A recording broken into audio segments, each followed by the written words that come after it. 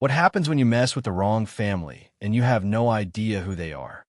The sun hung low over Maplewood, a sleepy southern town where life moved as slowly as molasses dripping from a jar. At the heart of Main Street stood Harper's Diner, a weathered but welcoming establishment that had been serving up grits, biscuits, and sweet tea for decades. Its faded red sign creaked gently in the breeze, and the cracked vinyl booths inside told stories of countless mornings spent over coffee and conversation. To an outsider passing through, it might have looked like just another rundown diner, nothing special. But those who knew better understood its quiet significance. Today, though, something felt different. A black family walked in, a man named Marcus Harper, his wife Evelyn, and their teenage daughter, Layla. They weren't dressed extravagantly. Marcus wore a simple button-up shirt, Evelyn a floral dress, and Layla jeans paired with sneakers. Their demeanor was calm, almost unassuming, as they took a seat at one of the corner booths near the window. Behind the counter stood Claire Dawson, a wiry blonde waitress in her mid-30s. She glanced up briefly, her lips curling into a faint sneer before she turned back to wipe down the already spotless counter. Her gaze lingered on the Harpers again, dismissive and disinterested. To Claire, they were just another group of locals she didn't recognize, and therefore didn't matter much.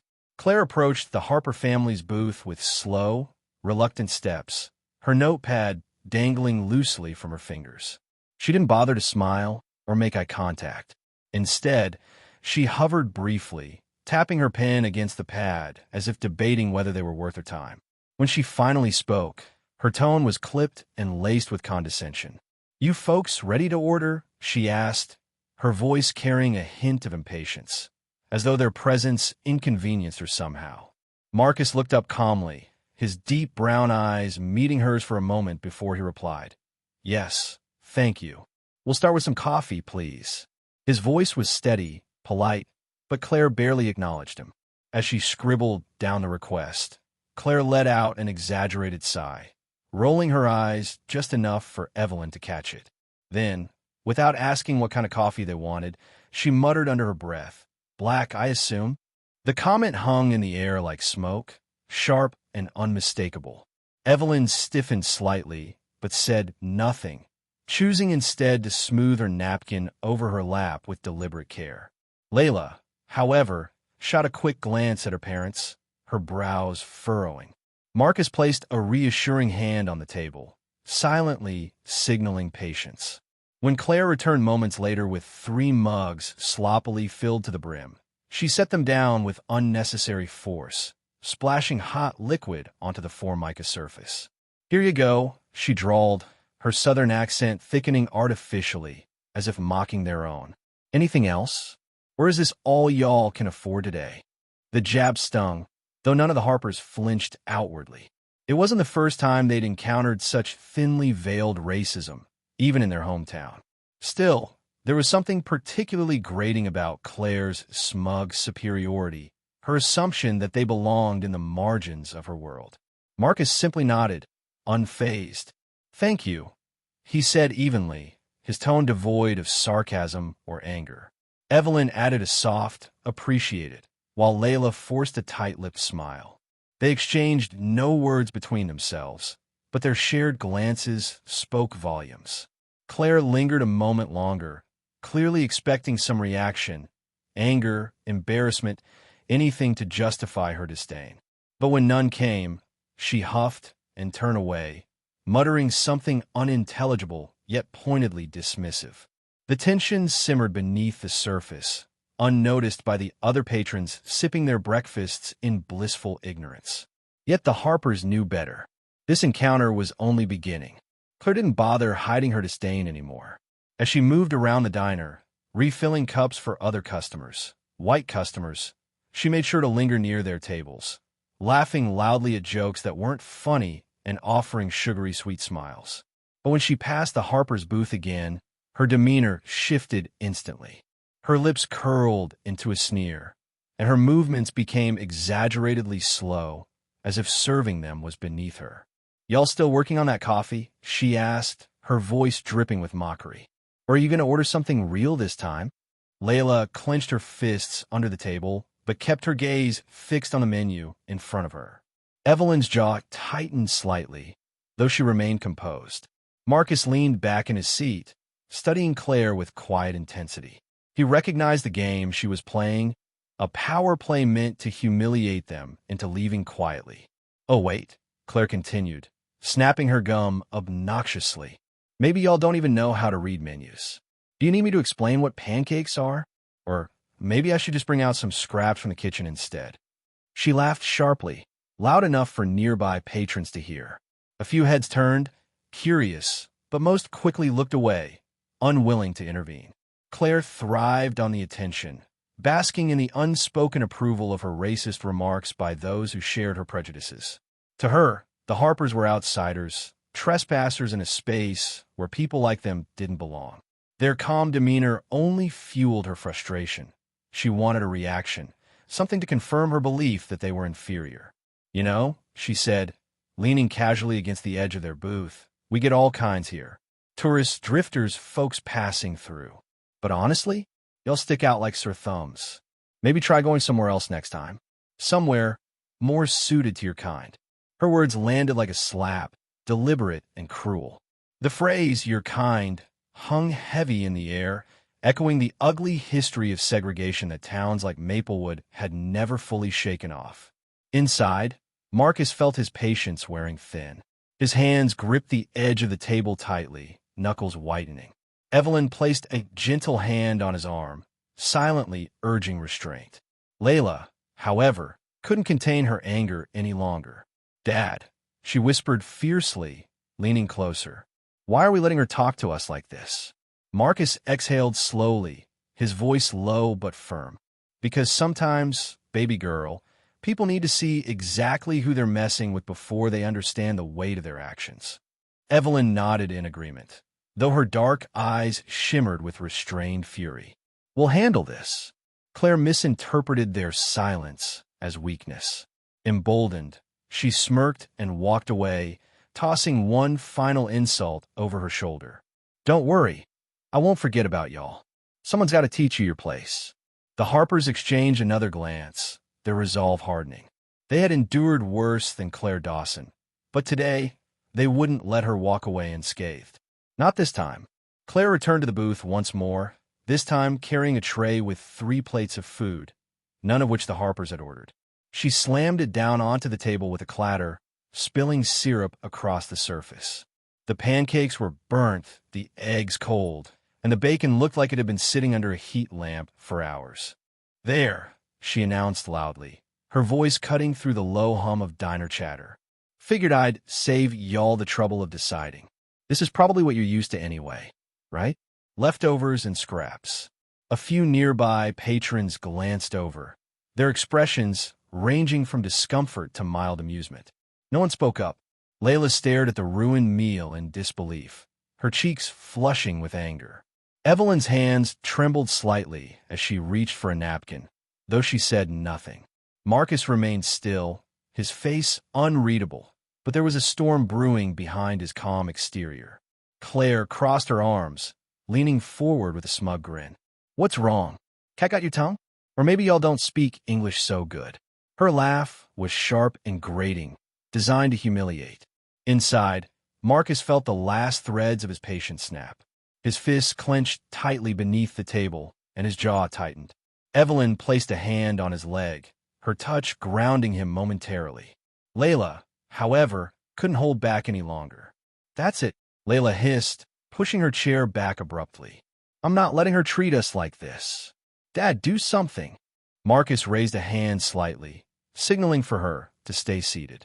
His voice, when he finally spoke, was low and steady, but carried an edge that silenced everyone within earshot. "Claire," he said, his tone icy yet controlled, "you've made your feelings perfectly clear. But before you say another word, ask yourself this. Are you absolutely certain you know who we are?" Claire blinked, caught off guard by the sudden shift in his demeanor. For the first time, her confidence wavered.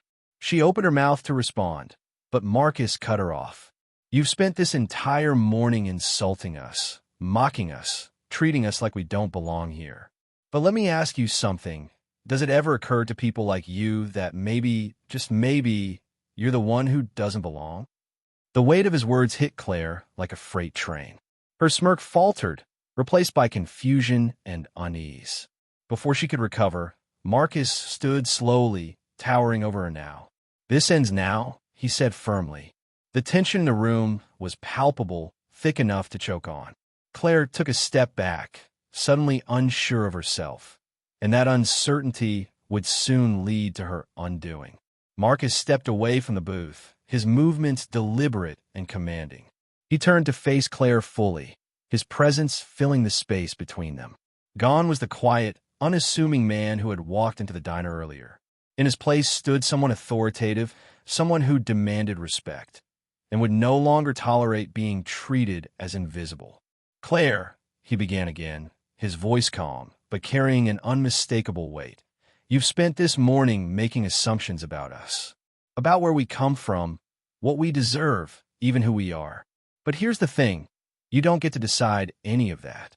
Claire's eyes darted around nervously, searching for support from the other patrons or staff. None came. Instead, the diner fell eerily silent, every pair of eyes now fixed on the unfolding confrontation. "You've mocked our appearance, questioned our ability to read a menu, insulted our dignity, all because you assumed we were less than you, less worthy, less important." Marcus paused, letting his words sink in. His gaze locked onto hers, unwavering. "But arrogance like yours has a way of blinding people to the truth. And the truth is—" He leaned in slightly, lowering his voice just enough to force her to listen closely. "You work for me. This diner, the very place you strut around like you own it, it belongs to my family. To us." The room seemed to hold its breath. Even the clinking of silverware and distant hum of the kitchen stopped. Claire froze, her face draining of color. Her mouth opened and closed soundlessly, like a fish gasping for air. The smug confidence she'd worn all morning crumbled under the weight of Marcus's revelation. She stumbled back a step, her tray slipping from her grasp and clattering loudly to the floor. For the first time, she wasn't the one in control. The power dynamic had shifted completely, and everyone in the diner could feel it. Marcus didn't wait for Claire to recover. With measured steps, he walked toward the counter, his posture radiating authority. Evelyn and Layla followed close behind, their expressions a mix of quiet triumph and restrained anger. The other patrons watched in stunned silence as Marcus stopped at the register, pulling out his phone to make a call. "Hey, it's Marcus," he said into the receiver, his tone firm but calm. "We got a situation here with one of the servers, Claire Dawson. I need you to come handle this immediately." Evelyn turned to address the room, her voice steady but piercing. "For those of you who don't know us, my name is Evelyn Harper, and this is my husband, Marcus, and our daughter, Layla. We own Harper's Diner. This place has been in our family for over 30 years. She gestured to the walls lined with faded photographs. "Every memory on these walls belongs to us. Every meal served here was made possible by our hard work." A murmur rippled through the crowd. Some looked embarrassed. Others seemed genuinely shocked. One elderly man muttered, "I thought old Mr. Harper passed away," before trailing off awkwardly. Claire stood rooted to the spot, her face pale and trembling. Her earlier bravado had vanished entirely, replaced by sheer panic. She glanced toward the door, as if considering escape, but there was nowhere to run. Layla stepped forward, her voice cutting through the tension. "You judged us based on the color of our skin, assuming we didn't belong here. But guess what? You were wrong. Dead wrong." Marcus hung up the phone and turned back to Claire, his expression unreadable. "You'll have your chance to explain yourself, to apologize, but not to us. To the manager coming right now." Within minutes, a middle-aged black woman entered the diner, her sharp suit and no-nonsense demeanor commanding immediate attention. It was Andrea Rivers, the Harper's trusted general manager. She took one look at Claire, then at Marcus, and nodded knowingly. "Andrea," Marcus said simply, "please take care of this." Andrea approached Claire, her voice cold and professional. "Claire Dawson, effective immediately. You're suspended pending investigation." Collect your things. We'll discuss next steps at the office. Claire stammered protests, but Andrea cut her off sharply. Save it. You've already said more than enough. As Andrea escorted Claire out, the diner erupted into whispers. The Harpers stood together, united, as Marcus addressed the remaining customers. This isn't just about today, he said firmly. It's about respect for everyone. The message was clear. Justice would be served. In the back office, Andrea wasted no time. Sitting across from a visibly shaken Claire, she laid out the evidence. Witness statements from patrons, security footage of the incident, and a long history of complaints about her behavior toward black customers. You violated company policy multiple times, Andrea said, her tone icy. Racism isn't tolerated here, not by me, not by the Harpers, and certainly not by our community. Claire tried to defend herself, stammering excuses about just joking or not meaning anything by it, but Andrea cut her off again. Your actions spoke louder than your words today. Effective immediately, you're terminated. Back in the diner, Marcus addressed the remaining staff and patrons. Standing tall, he spoke with quiet authority. Today showed us something ugly, but also something important. Respect isn't optional. It's earned through kindness, humility, and understanding. What happened here won't define this diner. It will remind us all why we must do better. His words resonated deeply, earning nods of agreement from those who stayed behind. By evening, news of Claire's firing spread through Maplewood like wildfire. Social media posts from witnesses painted her in an unflattering light, while local news outlets picked up the story. Her reputation was irreparably damaged. As the sun set over Harper's Diner, the family gathered at their favorite booth. Layla broke the silence. Do you think she'll ever learn? Marcus smiled faintly. Maybe, maybe not. But what matters is that we stood up for ourselves, for each other, and for everyone who deserves respect. Evelyn reached across the table, taking his hand. And that's how change begins. The diner buzzed softly around them, alive with renewed purpose, a testament to resilience, dignity, and the enduring power of standing firm against injustice. What about you? Have you ever experienced someone trying to belittle you or cheat you? Let's talk about it. Share your experiences and how you dealt with the situation in the comments. If you enjoyed this and want more content on inspiring Black stories channel like this, please like, subscribe, and hit the notification bell. Thanks for watching, and remember, your journey is your power.